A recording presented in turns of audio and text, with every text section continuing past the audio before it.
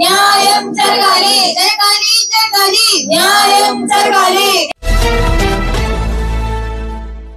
కోల్కతా ఆర్జికర్ ఆసుపత్రిలో జరిగిన ఘటన గురించి ఈ రోజు నెల్లూరు జీజీహెచ్ లో వరుసగా 10 రోజుల పాటు నిరాహార దీక్షలు అయితే గాని ర్యాలీలు అయితే గాని న్యాయం కోసం పోరాటం చేస్తూనే ఉన్నారు. ఈ సందర్భంగా డాక్టర్ కాళేశ్వర్ గారు మనతో ఉన్నారు, ఆయనతో మాట్లాడదాం. సార్ చెప్పండి, ఇప్పుడు చూస్తుంటే ఆసుపత్రిలో ఒక ట్రైనింగ్ డాక్టర్ కి జరిగిన ఘటన, ఒక ఆడపిల్లకి జరిగిన ఘటన చూస్తుంటే మీరందరూ కూడా చాలా మంచిగా రెస్పాండ్ అయ్యి ఆమెకి సపోర్ట్ గా నిలవడం చాలా సంతోషించదగ్గ విషయం. అయితే ఈ రోజు పోస్ట్ మార్టం రిపోర్ట్ చూస్తే కనుక ప్రతి ఒక్కళ్ళు కూడా కన్నీళ్ళు ఆగని పరిస్థితి. మీరేం మాట్లాడుతున్నారు? ఖచ్చితంగా అండి, ఇది చాలా దారుణంగా ఏంటంటే క్రూరంగా రేప్ చేసి మరీ చంపేసిన కిరాతకమైన సంఘటన ఇది. ప్రతి ఇంట్లో ఏంటంటే ఆడపిల్లలు ఉంటారు. మన ఆడపిల్లలకే ఈ విధంగా జరిగితే మాత్రం మనం ఎట్లా ఫీల్ అవుతాం అనేది మనం ఒకసారి ఆలోచించుకోవాలి. చాలా దారుణమైన సంఘటన అది.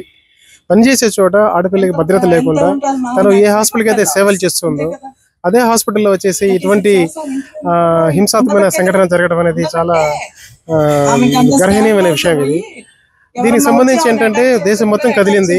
అంటే మెడికల్ ఫ్రెటర్నిటీ కాకుండా, డాక్టర్లు మెడికల్ విద్యార్థులే కాకుండా ఇది సమాజంలోకి లోతుగా వెళ్ళిపోయింది ఈ విషయం అనేది. అంటే ఒక ఆడబిడ్డకి ఈ విధంగా ఇంత జరుగుతుందని చెప్పేసి ఆ చల్ల ప్రజా సంఘాలు, తర్వాత పౌర సమాజాలు మొత్తం స్పందిస్తున్నాయి దీని మీద.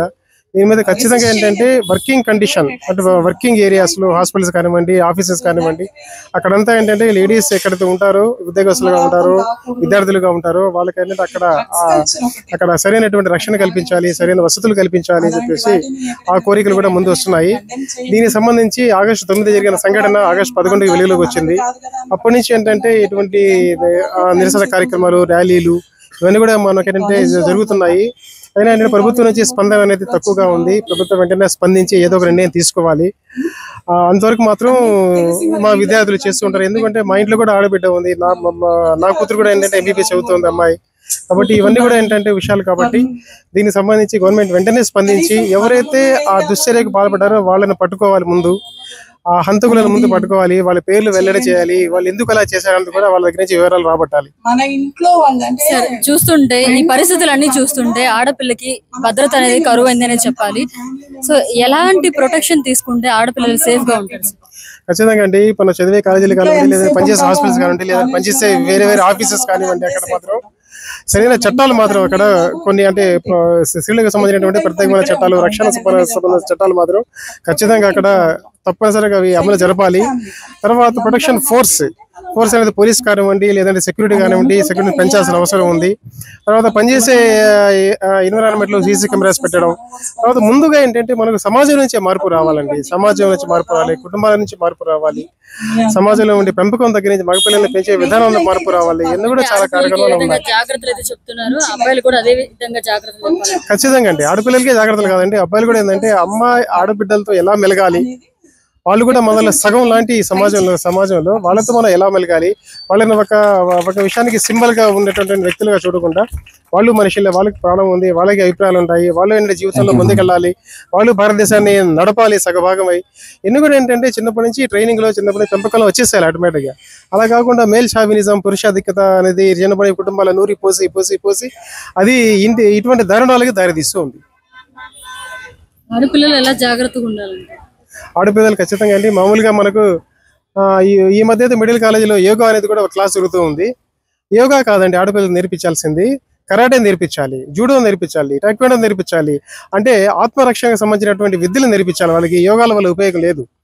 ఈ విద్యలు అనేవి ఇప్పుడు చాలా ముఖ్యంగా మారిపోతున్నాయి ఫ్యూచర్ లో. ఎందుకంటే తనను తాను సంరక్షించుకునే టెక్నిక్స్ ఇవి కూడా ఏంటంటే ఉండాలి. ఆడపిల్లలు కూడా ఏంటంటే శారీరకంగా, మానసికంగా బలంగా ఎదగాలి, వాళ్ళు శారీరకంగా కూడా వాళ్ళు బలంగా ఉండాలి. అప్పుడే అంటే వాళ్ళ మీద జరిగే దాడుల నుంచి కొంతవరకైనా వాళ్ళు దాన్ని నిరోధించుకునే అవకాశం ఉంది. పోస్ట్ మార్టం రిపోర్ట్ వచ్చిన తర్వాత కూడా ఈ రోజుకి కూడా వాళ్ళని ఇంకా అరెస్ట్ చేయలేదు. పోస్ట్ మార్టం రిపోర్ట్ అయితే వచ్చిందండి, ఇంతవరకు మాత్రం అదే చూడండి. దారుణమైన విషయం ఏంటంటే 11 రోజులు అయిపోయినా కూడా ఎవరు చేశారు అది, వాళ్ళని పట్టుకోవడం కానీ, వాళ్ళని ట్రేస్ చేయడం కానీ అసలు ఇంతవరకు ఏమీ తెలియదండి. ఇది నిజంగా మనం ఎక్కడ ఉన్నాం అనేది అర్థం కావట్లేదు. సిబిఐకి అప్పగించారు కేసు బాగానే ఉంది, వాళ్ళు ఇంకా వాళ్ళ పరిశోధనలో వాళ్ళు ఉంటారు, వాళ్ళ ఎంక్వైరీ ఇన్వెస్టిగేషన్ వాళ్ళు ఉంటారు. కానీ లోకల్ పోలీస్ అనేది మాత్రం దారుణంగా విఫలమైనట్టుగా మనకు అనిపిస్తూ ఉంది. 11 రోజులను వాళ్ళని ట్రేస్ చేయలేదు, వాళ్ళని పట్టుకోలేదంటే ఇంకేం చేయాలనేది మాకు అర్థం కావట్లేదు. ఇది ఖచ్చితంగా ఏంటంటే గవర్నమెంట్ అక్కడ ఉండేటటువంటి రాష్ట్ర ప్రభుత్వం యొక్క ఫెయిల్యూరే అది. ఇది రాష్ట్ర ప్రభుత్వం యొక్క అక్కడ ఆ వెస్ట్ బెంగాల్ ఉండే రాష్ట్ర ప్రభుత్వం యొక్క కంప్లీట్ ఫెయిల్యూర్ అది. పోలీస్ వ్యవస్థ అక్కడ ఫెయిల్యూర్ అయిపోయినట్టే. ఎందుకంటే వాళ్ళు తలుచుకుంటే అండి, నిజంగా చెప్పాలంటే తలుచుకుంటే గంట పని అది వాళ్ళని ట్రేస్ చేయడం, పట్టుకోవడం అనేది. కానీ మరి ఎందుకు మరి ఆలస్యం జరుగుతూ ఉంది, మరి దీంట్లో రాజకీయ కోణం ఏదైనా ఉందో అయితే మాకైతే తెలియదు. సో సీఎం కూడా మమతా బెనర్జీ గారు కూడా వాళ్ళతో పాటు నడుస్తుండడం చూస్తున్నాం, కానీ చర్యలు తీసుకోవడం మాత్రం జరగలేదు. ఖచ్చితంగా అండి. అదే ఇటువంటి ఏంటంటే డిలే చేయడం, ఇన్వెస్టిగేషన్ డిలే చేయడం, అందుకని పట్టుకోవడంలో ఇంతవరకు పట్టుకోకపోవడం, ఇవన్నీ ఏంటంటే రకరకాల అనుమానాలకి, రకరకాల ఊహాగానాలకి, స్పెక్యులేషన్స్కి దారితీస్తూ ఉంది. కాబట్టి అలా కాకుండా మేము ప్రజల పక్షానే ఉన్నాము, బాధితురాలి పక్షాన ఉన్నాము, మేము ప్రజల మాటనే మేము ఉంటామనే గవర్నమెంట్స్ ఉంటే మాత్రం ఖచ్చితంగా ఇటువంటి సంఘటనలు త్వరగా బయటకు వచ్చేస్తాయి.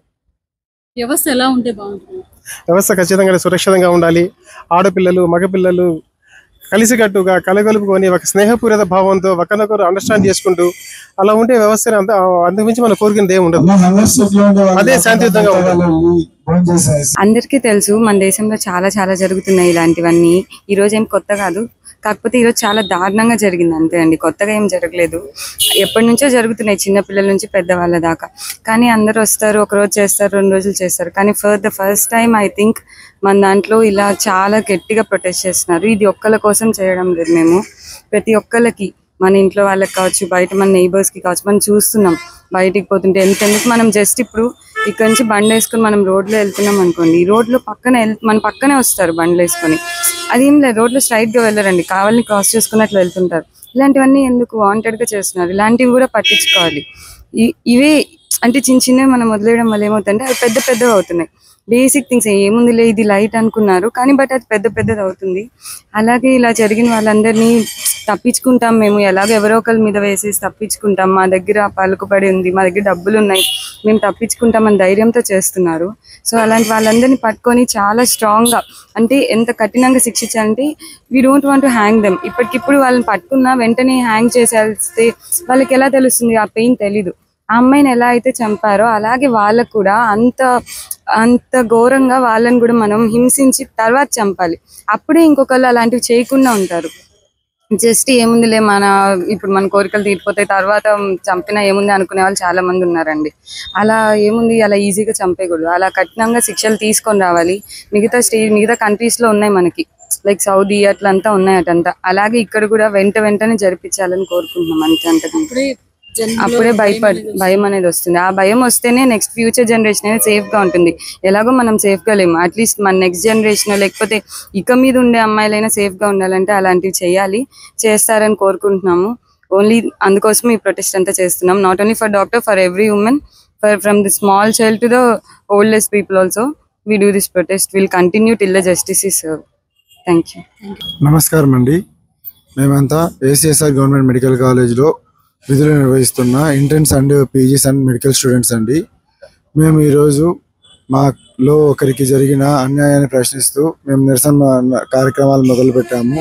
దాదాపు 10 రోజుల నుంచి మేము నిరసన చేస్తున్నామండి. కానీ మాకు ఏ సైడ్ నుంచి కూడా పాజిటివ్ రెస్పాన్స్ రావడం లేదు. ఇప్పుడే ఒక లాస్ట్ 2-3 డేస్ నుంచి ప్రజల మద్దతు కూడా మాకు కనిపిస్తుందండి. మా ఈ నిరసనకి అందరూ సపోర్ట్ చేస్తున్నారు. సపోర్ట్ చేసే ప్రతి ఒక్కరికి థ్యాంక్స్ అండి. మాకు న్యాయం జరిగే వరకు మా పోరాటం ఇలాగే కొనసాగుతుంటుంది. మా పోరాటంలో భాగంగా ఈ రోజు నుంచి నిరాహార దీక్షను మొదలు పెట్టామండి. మాకు న్యాయం జరిగే వరకు మా పోరాటం ఆగదు, మా దీక్ష ఇలాగే కొనసాగుతుంది. ఎవరైతే బాధితురాలు ఉన్నారో వారికి న్యాయం జరిగే వరకు మా పోరాటం ఇలాగే జరుగుతుంది. మా ప్రతి మెడికల్ కాలేజీలో కనీస భద్రత, కనీస అవసరాలు అన్ని సమకూర్చే వరకు మా పోరాటం ఇలాగే కొనసాగుతుంది. Thank you. దేవాదాయ శాఖ మంత్రి ఆనం రామనారాయణ రెడ్డి కూడా ఇందాకే మీకు సపోర్ట్ గా ఉంటామని చెప్పడం జరిగింది. చంద్రబాబు నాయుడు సార్ దృష్టికి కూడా తీసుకెళ్తామని చెప్పడం జరిగింది. అదే అండి, ఈ జరిగిన సంఘటన ఏదైతే ఉందో చాలా బాధాకరమైన సంఘటన. దీని గురించి సొసైటీలో ఉన్న ప్రతి ఒక్కరు మాట్లాడాలి, ప్రతి ఒక్కరు మాకు సపోర్టింగ్ గా పోరాడాలి. మాకు సపోర్ట్ చేసే ప్రతి ఒక్కరికి పేరు థ్యాంక్స్ చెప్పుకుంటున్నామండి. మేడం, ఆర్జీకర్ ఆసుపత్రిలో డాక్టర్ మీద జరిగిన ఘటనకు సంబంధించి ఈ రోజు పోస్ట్ మార్టం రిపోర్ట్ కూడా వచ్చింది. ఇప్పటి వరకు చర్యలు అయితే కూడా జరగలేదు. దీని మీద మీరు కూడా ఇక్కడ నిరవధిక దీక్షలు చేస్తూ ఉన్నారు. సో ఎలాంటి న్యాయం జరగాలి? ఆల్రెడీ హియరింగ్ కూడా రేపు 22కి పోస్ట్పోన్ చేశారు. ఈసారి న్యాయం జరుగుతుందనే మేము అందరం ఆశిస్తున్నాము. సుప్రీంకోర్టు కూడా దానికి కొంచెం పాజిటివ్గానే రెస్పాండ్ అయ్యారు. సో న్యాయం జరుగుతుందైతే మాకైతే నమ్మకం ఉంది. ఇంకా సుప్రీంకోర్టు దగ్గర కూడా న్యాయం జరగకపోతే ఇంక ఇండియాలో న్యాయం జరుగుతుందని ఇంకా ఆ థాటే వదిలేసుకునేంత పరిస్థితికి ఇండియన్స్ని తీసుకురారు అని అయితే మేము గట్టిగా నమ్ముతున్నాం. అండ్ ఇది మేము డాక్టర్స్కి జరిగింది అని పక్కన పెట్టండి, ఇది వర్క్ స్పేస్లో ఒక అమ్మాయి మీద జరిగింది, ఒక ఆడవాళ్ళ మీద జరిగింది. ఇంకా మిగతా ఆడవాళ్ళు నైట్ షిఫ్ట్స్ చేయాలంటే భయపడుతున్నారు, భయపడే పరిస్థితి. ఇప్పుడు మమ్మల్ని కూడా మామూలుగా అయితే మేము నైట్ డ్యూటీ చేసుకొని ఇంటికి తిరిగి వెళ్ళే అవకాశం ఉంది, అయినా కూడా పేరెంట్స్ భయపడుతున్నారు. ఇప్పుడు రావద్దు, 8 అయింది కదా, 7 అయింది కదా, నువ్వు రావద్దు, అక్కడే ఉండు అంటున్నారు. అంత భయపడే పరిస్థితికి ఇప్పుడు ఒక లార్జెస్ట్ డెమోక్రటిక్ కంట్రీ తయారైందంటే దీనికి ఎవరండి బాధ్యులు? ఇది ఒక మహిళలకి ఈ మధ్య కాలంలో జరుగుతున్న అన్యాయాలు చిన్న పిల్ల నుంచి జరుగుతున్నాయి, చిన్న పిల్ల నుంచి ముసలి వాళ్ళ వరకు జరుగుతున్నాయి. దీనికి కండెమ్ చేయాలనే మేము చేస్తున్నాం. ఇది ఒక డాక్టర్ మీద జరిగిందనే దానికి కాదు, మేము మహిళల మీద జరుగుతున్న హరాస్మెంట్స్ అండ్ ఈ రేప్ ఇవన్నీ వాటి గురించి మేము ప్రొటెస్ట్ చేస్తున్నాం. స్ట్రింజెంట్ లాస్ కావాలి, ఫాస్ట్ ట్రాక్ కోర్ట్స్ కావాలి, పనిష్మెంట్ విత్ ఇన్ అంటే ఆన్ ద స్పాట్ జరగాలి. దానికోసం మేము ఈ ప్రొటెస్ట్ చేస్తున్నాం. ఇంకోసారి అలా జరగకుండా ఈ అభయ, నిర్భయ, దిశ ఇలాంటివి ఇంకా అవసరం పడకుండా దీనికి స్ట్రింజెంట్ లాస్ కావాలని మేము ఈ ప్రొటెస్ట్ ఇప్పటికి మేము చాలా రోజుల నుంచి చేస్తున్నాం. జస్టిస్ జరిగే వరకు చేస్తాం. ఈ కేసు విషయం చూస్తే కనుక అతను హత్య చేసిందే కాక పశ్చాత్తాపడకుండా మీరు నన్ను ఊరు తీసుకుంటే తీసుకోండి అని డేర్గా పోలీసులతోనే చెప్పడం జరిగింది. సో ఇవన్నీ చూస్తుంటే ఎలా అనిపిస్తుంది? ఎలా అనిపిస్తుంది అంటే అది వాళ్ళ మైండ్ సెట్ అండి. అంటే అంత క్రూరంగా వచ్చేస్తున్నారు మనుషులు అనేవాళ్ళు, అంత క్రూరంగా. అంటే పక్కన వాళ్ళు కూడా ఒక మనిషే, మా ఇంట్లో లాంటి వాళ్ళే అన్న థాట్ లేకుండా దిగజారిపోయినారు. ఇంకా అది తను చేశాడా లేదా ఇవన్నీ విచారణలో వస్తాయి, బయటికి రావాలని కోరుకుంటున్నాం. ఖచ్చితంగా ఆవిడకి న్యాయం జరగాలి. ఇంకా అలాంటి ఇన్సిడెంట్స్ జరిగిన వాళ్ళందరికీ కూడా న్యాయం జరగాలి. కోర్టులలో నాంచకుండా వీటిల్ని జస్టిస్ కావాలని మేము ప్రొటెస్ట్ చేస్తున్నాం. డాక్టర్ కి మీరందరూ కూడా సపోర్ట్ గా నిలబడ్డాం, ఆమె ఆత్మకి శాంతి చేకూరుతుందని మేము కూడా ఆశిస్తాం. Thank you. మరిన్ని అప్డేట్స్ కోసం మన HN9 టీవీ ఛానల్ ని సబ్స్క్రైబ్ చేసుకోండి.